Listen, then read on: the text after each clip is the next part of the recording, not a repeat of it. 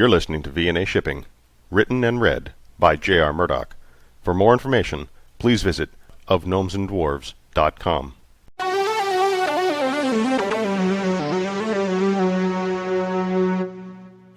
Vic's eyes opened at June's alarm. Through the wall he saw the black drone heading toward the ship on an intercept course. It would never come in contact with them, but it would give their position to whomever left it there. Had to be that sheriff. Vic rolled over and struggled to get out of bed. No rest for the wicked, eh? He smiled at June. Where had he gone wrong with her? At one time they were so close.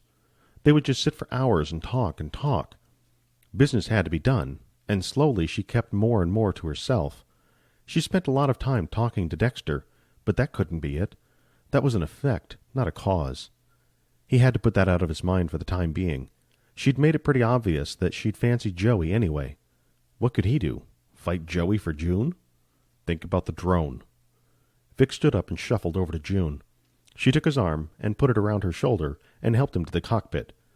They hadn't walked this way in a year or more. Think about the drone. Argmon, do we have any drones of our own? Argmon growled and shook his head. They'd have to do this the hard way. Tootsie, can you pilot the Iron Butterfly? Yes, Vic. Can you get it out there and get that drone off our tail before we get up to this first black hole? I don't see your point, Vic. The drone would have plotted our course by now. Yes, but they're not going to expect us to go in so close to those black holes. That little drone also won't be able to follow us around the black hole either. Tootsie, I didn't ask for an argument. If you're not going to go out there, what else can you do? I can shut down all systems for 5 minutes. It'll fly past us. Then we continue on and trail it instead of it trailing us. The drone only has front-facing radar and tactics. If we're behind it, it'll circle around, and by that time we should be well beyond its range. But if you shut down for 5 minutes, won't we all die? Vic, I'll leave life support on for you. It's looking for engines, power transmissions, things like that. If we're only running with life support, we'll be fine. Kid, how close does that put us to landing on Planchar if we're down for 5 minutes? No good. We've only got 4 minutes and 30 seconds as it is, and that's just an estimate. Vic looked up and took a haggard breath. Tootsie, can you do this with less time? Tootsie clicked. Yes. The least amount of time I can do it for, and still assure it passes us by, is 3 minutes. That gives us 1 minute to get on the ground once we hit the atmosphere on Planchar. Tootsie, I need you to signal ahead to Planchar as soon as we're back up. I want you to signal that we need a landing vector and possibly a crash course. Shutting down all systems. The lights went out, and the view screen darkened. They'd dropped out of hyperspace. Vic knew it was going to be a long 3 minutes. The only light in the entire ship emanated from a softly lit console. Argmon sat upright, with all 4 arms ready to get the ship back on course. Vic faltered, but June held him up. He wanted to hug her. He wanted to apologize again. He couldn't be angry at Joey. It wasn't the kid's fault he was here. It wasn't his fault that June liked him. Joey suddenly stood up. Hey, Vic, I'm sorry. I should have let you sit down. I'm all right. No, you're not. June reprimanded and unceremoniously dropped Vic into the seat. We've only got another minute or so. Joey and I will go back to the lounge and buckle in. Argmon has the plot. Yeah, you two go and get ready. This is going to happen fast. And she left. Happy for the darkness, Vic took a little comfort that they'd left. Perhaps June had even known he didn't want to be around them right now. But he didn't want them to go away. Hell, even he didn't know what he wanted right now. If he had his way, he'd just sell the ship and call it quits. The only one who was certain of in his loyalty was Argmon. They'd been at this together since the start. He knew he could put his life in Argmon's hands and never be disappointed. Well, he could do that with any of them. But it wasn't his life he was worried about. His heart, now that was another matter. I need to stop brooding, he told himself. Argmon chuffed. Thanks for agreeing. Is it that obvious? Vic could just make out the hint of a smile on Argmon's snout. Just keep your eyes on the road. As soon as Tootsie's back up, we need to move. I sure hope the kid's right on this one. Do you think he's right? Argmon's gaze never shifted, but he didn't answer. That spoke volumes to Vic. Argmon had enough confidence, or bravery. Either way, they were going to go fast around 2 black holes. No one had ever tried anything like this, and very likely no one ever would again. Tootsie's legs came back up. "Hit it!" Argmon hit the controls, and the ship took off.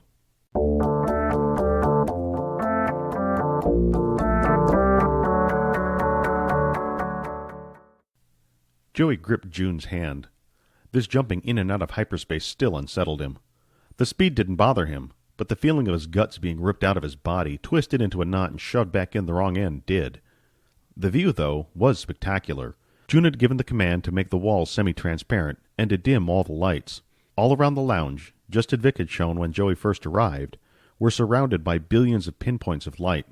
Joey felt like a child as he craned his neck around, as if he needed to see each and every one of them.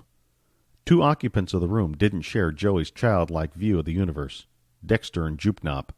Both stared at Joey, Dexter with his 3 eyes blinking out of unison, and Jupnop with a freshly grown eye stalk. Joey hardly noticed. Instead, he found himself distracted by the myriad of stars in view. They shifted slightly as the ship moved, not nearly as fast as he would have thought, but then astronomical distances had to be taken into consideration. He tried to find anything in the sky that looked familiar, but laughed to himself. He'd have to be back on Earth for that. Earth? Would he ever see it again? Did he really want to? No. He needed to. Until he did, nothing in the galaxy would ever feel real. The only thing that felt real was June's hand in his. He liked how it felt. "All right, folks, hold on. We're approaching the first black hole. Let's see if this bucket of bolts holds together." Argmon growled at Vic's comment. "I know what—" Vic turned off the con and his voice cut out. "Time to see if you're right," June said. "Based on simple computations, the gravity of the first black hole should nearly double our speed. You did take into account the gravity of the second is stronger than the first, didn't you? Tootsie helped me out with that. It should be like being shot from a slingshot." Joey smiled. June now gripped his hand tighter. A shudder rocked the ship. For a moment the lights came on inside the ship, then dimmed again. A constant rattle came from inside the bunk room. "What's that?" Joey asked. "Something must not be secured in there. Tootsie, seal off the bunk room." Without a response, the door to the room slid closed. "Maybe we should close off all the doors," Joey said. "Tootsie, seal the ship." The door to the lounge closed. Still, Tootsie said nothing. "Why doesn't she answer? Doesn't she usually say something?" "She must be really busy keeping the ship together. There's more for her to do besides flying. Millions of tiny adjustments and calculations." "Oh." Jupnop looked at Joey. "The ship is not designed for this kind of stress." "Yes, but airplanes aren't intended to be flown through excessive weather, but they can hold up." "What is an airplane?" "It's not important," June interrupted. "What is important is that this ship should be able to withstand more than the normal forces." "Such as the gravity of a black hole?" The vibration intensified. Joey's teeth rattled inside his head. "Hey, kid, did you plan on all this vibration in your calculations?" Vic's voice wobbled up and down with the vibration of the ship. He hadn't. Yes." "Our speed has already doubled. I'm not opposed to speed, but I don't think anyone has ever tried this before." "The ship will hold up." "Well, I won't be able to do anything to you if it falls apart. Just keep that in mind." The shaking unnerved Joey. He had anticipated a little vibration, but nothing to this extent. If it grew worse on the second black hole, he wasn't sure the ship would stay together. All his simple calculations for speed would be accurate. As for the stresses on the ship, he'd left that up to Tootsie. Based on her estimates, the ship would be reaching its normal operating limits, and he'd just added 10% to that and assumed everything would be all right. "Joey." June snapped him back into the present. "Yeah. You okay?" Joey swallowed hard. "I'm fine. Based on Tootsie's estimates for stresses on the ship, it should hold up. I just didn't know there would be this much vibration." "Eep, eep, eep." "I know, Dexter," June said. "This will pass. We'll be on Planchar in no time." That no time lasted far longer than Joey wanted. He wiped a bead of sweat from his brow and settled in for the ride. He knew the next few hours was going to last a lifetime.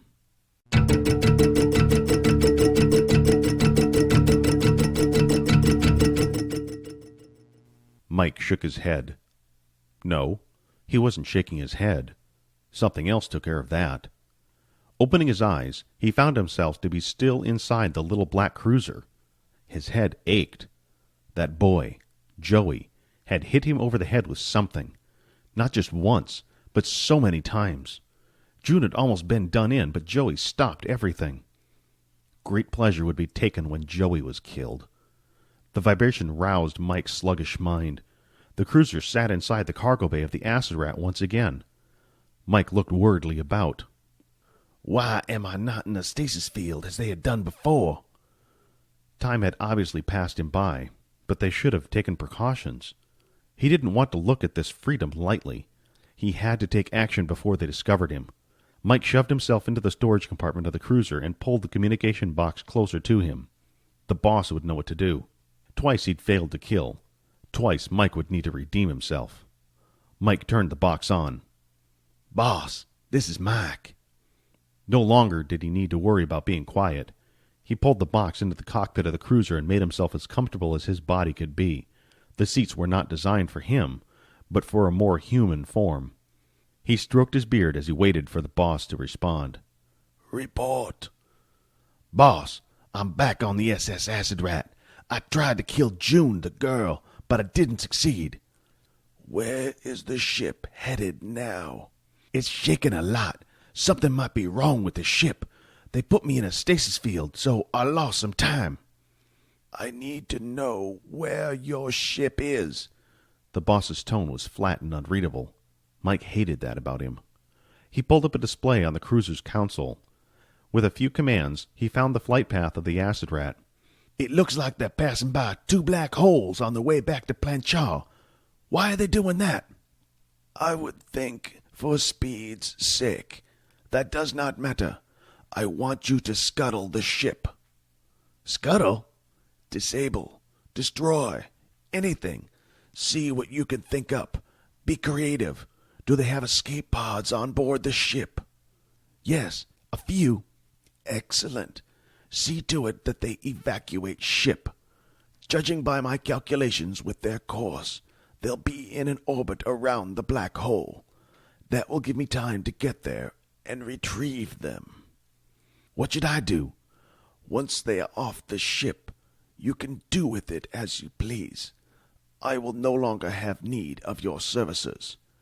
Your reward shall be waiting for you back on your home planet. Go and retrieve it. So, that's it? You don't want me to kill any of them? You may kill any except Vic. I shall extract my revenge in a more subtle way. Just get them off that ship. The box switched off. But how would he get them off the ship? It had to be something they wouldn't suspect. Something, how had the boss put it? Subtle? Mike smiled. He knew exactly what he needed to do. The ship lurched violently, then resumed its steady vibrations. Mike had to hurry. This vibration would surely tear the ship apart. He couldn't let that happen if he needed it to get home. After a year, he'd finally be able to retire. If this was to be his last job, he had to do it right.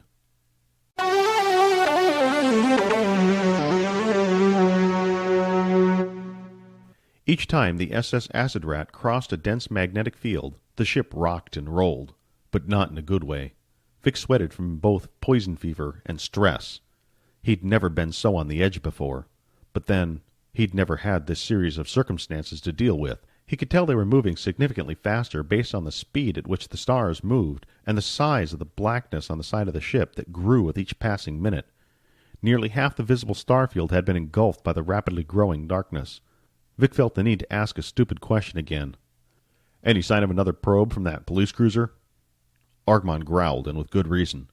Vic asked his question at least 15 times over the past 2 hours, and the Shithar needed to concentrate. Tootsie also failed to respond to even simple commands. Vic sat and felt useless. June's sweetness to make Vic feel useful hadn't gone in vain. He did feel somewhat useful, yet he watched Argmon taxing himself to the point of exhaustion. Vic knew Argmon's dedication could be nearly limitless, but even his yellow fur looked strained. You need a break. It's been nearly 3 hours of this, and you're not even up to the second black hole yet. Again, Argmon growled. Well, I need to get up for a minute. Can I bring you some food or something? Argmon didn't even move. They'd been flying for nearly 19 hours, and all of them had been awake for most of that time. He got up and looked back at Argmon. He tried to think of something clever to say. Nothing came. Thanks. He pulled out a cigarette and lit it up as he walked back toward the kitchen. The vibration of the floor made walking difficult, and he'd nearly lost his balance more than once. It was odd having to open doors to his ship, but he grabbed a food tube from the kitchen and headed to the lounge. A smoke, a beer, and a bite to eat. That's all he needed. Well, maybe a dose of medication too, but beer first. He stumbled into the lounge, and nervous faces greeted him. Hey, why the long faces? We're about halfway there, right? We've held up this long. A massive jolt shook the ship, and Vic nearly fell into a nearby chair. June snapped at him. Just sit down and buckle in. Hey, I'm doing the best I can. Vic took a drag from his cigarette as he righted himself. I just need to get something to drink. No, not on the medication you're on. You need rest, not beer. Who said I wanted a beer? Vic defended himself. He knew that she knew he lied, but he suddenly didn't care. Waves of exhaustion overtook his body and he fell to the floor. When he woke up, he found himself strapped in a seat, barely able to keep his head up. Vic, I've given you more medication. I need something to keep me awake. June leaned over him. What you need is rest. I can see it in your eyes. Where's my cigarette? Did I drop it? Yes, about half an hour ago. Now, either stay in that seat and relax, or go find a bunk and lay down. How long has it been since you slept? Me? June laughed an incredulous laugh. You need to start worrying about Vic. The rest of us are in. A flashing light turned on, and a loud blasting siren brought Vic as close to fully conscious as he could be in his medicated state. What's that? I was hoping you could tell us that. I've never heard that siren before. I haven't either. June groaned. Tootsie, what's that siren? Tootsie didn't respond with anything more than an abrupt buzzing noise. Vic, Tootsie is too busy keeping the ship together. Where's a panel where I can look up what that siren means? Vic thought. He'd just been at that panel, hadn't he? He started to get up, but June pushed on his shoulder to hold him down. The pain shooting through his upper body took him to the brink of passing out again. I'm sorry. I didn't mean to hurt you. June leaned over him and inspected his bandages. Vic's vision faded in and out as he struggled to keep his head up. Passageway, he managed to say, and he pointed into the hallway. June, Joey, Dexter, and Jupnop all exited the lounge. As they did, 3 intense bangs rocked the ship, followed by an explosion. Vic groaned. It sounded like gravity finally had its way with the ship as the sounds of metal scraping against metal reverberated throughout the inside of the ship. Vic! June screamed from the hallway. About that time, the acrid smell of burning electronics confronted Vic's nose. Pain forgotten, Vic got to his feet. Something bad had happened. Possibly fatal, judging by June's yell. She sounded frightened. In the hallway, Vic felt his heart sink. Joey and Dexter were on the floor, both of them bleeding as fire erupted from the control panel. Tootsie, fire! Only the buzz responded. Tootsie's systems were all locked up, keeping the ship on track. No amount of money was worth this aggravation. Vic rubbed his temples. Something had to be done quickly, and he didn't have the strength. He didn't even have SPX-39 anymore. There was one hope. The computer from the Iron Butterfly. Computer thing from the Iron Butterfly. I don't remember your designation. The sound of the annoyed voice chimed up. I'm T-11. I don't care what your designation is. Can you access Tootsie's systems and put this fire out? A long pause ensued before it responded. Tootsie is busy, and I cannot ask her permission. I don't want you to ask permission. I want you to put this fire out. But I cannot do so without proper authorization from the host system. Put this fire out, or you'll find yourself floating back to Blanchard. The rage in Vic's head caused his temples to throb. He had to lean against the wall to hold himself up.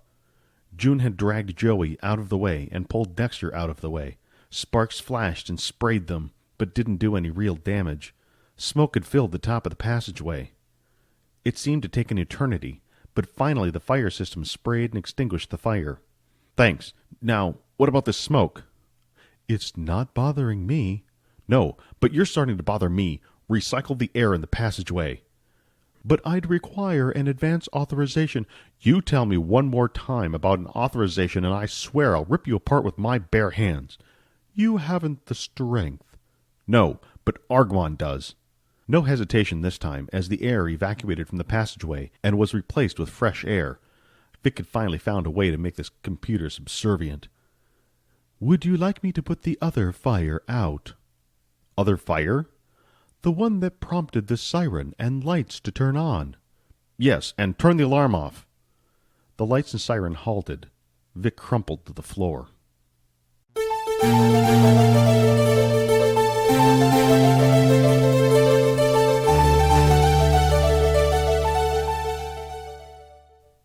In her past, June had felt alone. She'd also felt frightened, even frightened and alone. But sitting in the bunk room aboard the SS Acid Rat with 3 unconscious crew members and a third that didn't have the ability to help, she was consumed by it. It ate at her very being as she fought back tears to bandage Joey's head. Dexter also looked to be in bad shape, but not as bad as Joey. Of course, it could just be the amount of blood coming out of Joey's head, or it could be that despite being on board with Dexter longer, she liked Joey better. She enjoyed having his company, and talking coherently with someone and not fighting. The bandage was already red, but she needed to tend to Dexter, and she also needed to take care of Vic. "Can I help?" "Just stay out of the way." June wiped tears from her eyes. "Actually, get pillows and blankets if you can." "Yes." Droopnop galloped to the storage locker in the bunk room. His locomotion would prove to be a benefit. The computer from the Iron Butterfly chimed up. "All fires have been extinguished." "All? I thought the one in this passageway was the only one." "No. 3 more fires needed to be put out." "Where?" "In the cargo bay." "In the cargo bay? Why would anything down there catch fire?" "What started the fires?" "I don't know. I don't have full access to Tootsie's systems." "What do you need to access?" she asked. "No, never mind. Can you put a stasis field over these 3? The computer paused. "No, I do not have access to that field." June finished with bandaging Dexter and pulled Vic into the bunk room. Droopnop returned with 2 pillows, dropped them to the floor, and left to get more. Finally, the little slime ball was being useful. The vibration of the ship worsened. June tucked a pillow under Joey's head and one under Vic's. Droopnop returned again. "I need you to keep an eye on these 3 while I see if Argmon can come back and help me move them into the racks." She felt bad after she said it, when she looked at its only eye stalk, but she didn't have time to say anything better. She ran from the bunk room and up the ladder. She raced along the passageway to the cockpit with Argmon. "Argmon!" She tried to catch her breath. "Vic, Joey, and Dexter are all hurt. I need your help getting them into racks so they won't bounce around. The ship is shaking a lot, and I'm worried they'll get hurt even more." Argmon shook his head almost imperceptibly, but he wasn't going to move. In the view screen, the stars moved faster than she'd ever seen them move before, even when Vic and Argmon pressed the ship to its highest limits of speed. So far, Joey had been right with the ship being able to withstand the forces of gravity from the black hole, but soon they'd pass into the pull of the second black hole, and would be pulled from 2 sides and not just one. Would the ship hold up then? "Argmon, it's not worth it. We need to stop." Argmon motioned with his snout to the rear views of the ship. June had to squint to look through the blackness, but something sat hidden there. She touched the display to make it larger. She gasped and made the image larger again. The police cruiser from Bomda, in its blue and gold glory, followed them. Though it was far behind in pursuit, if they stopped now, they would be overtaken, and, of course, arrested. "I guess it's do or die now, huh?" Argmon didn't respond, but instead steeled his glare at the view screen and the display of numbers across the top of the control panel. June didn't know what the numbers meant, but she knew the ones in red weren't a good sign. She would have to get the rest into the bunks on her own. She didn't know how, but she'd have to try. Without a word, she left Argmon to pilot the ship. Another rock of the ship slammed June into the wall, causing her to hit her head. Her vision blurred for a moment, and she nearly lost her balance. A second jolt, and she stood upright again, her eyes seeing double. She fought the shaky floor, but managed to get back to the bunk room. "They need—" "I know what they need, Droopnop," June snapped. Her ears were ringing. She needed to be lying down as well, but there wasn't time for that. She had to do what she could to get them back into the racks. "Another fire," the computer interrupted. "Now extinguished." June hefted Dexter, easily the heaviest of the 3, into a lower bunk. She more pushed and rolled him into it as lifting Dexter proved to be an impossibility.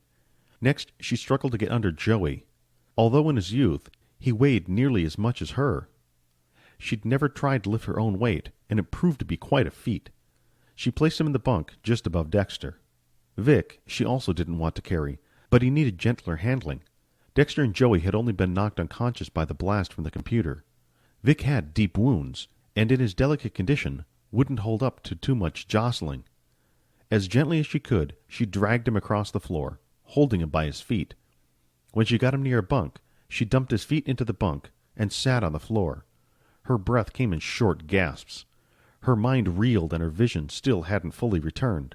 The vibration of the ship didn't help matters, nor did her frayed nerves. She wanted to go home. Just go home. Why were they all so stubbornly trying to get the shipment back to Planchar? Why? June took a deep breath and righted herself, and got her arms under Vic's body. Only a few inches she had to lift him. Only a few inches.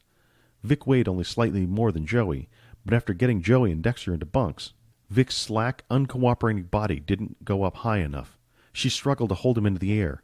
She didn't want to drop him for fear of hurting him more, but she had to put him back down. Gritting her teeth, she tried again.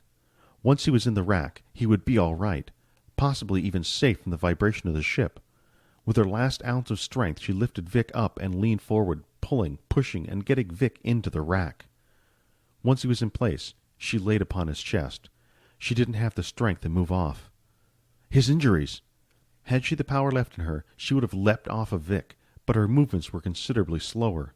Still, she got off him and lay on the floor. "Another fire in the cargo bay," the computer reported. "Where are all these fires coming from?" June asked, gasping for breath. "The fires are—" The voice faded into a static, followed by a loud feedback, then silence. June sat up. "Computer?" Nothing. "I think there is trouble." "No kidding. I never knew you were a genius." June instantly regretted snapping at Jupnop like that. "I will investigate the cargo bay and report. You rest." "Thank you, Jupnop. I'm sorry I snapped at you." "Think nothing of it. I am not affected by this vibration." "Well, I am. I need some rest. I'll be right here in a rack when you get back." Jupnop left the room, and June crawled in the rack just above Vic. She didn't want to, but she closed her eyes and fell asleep. A deep, dreamless sleep born of exhaustion.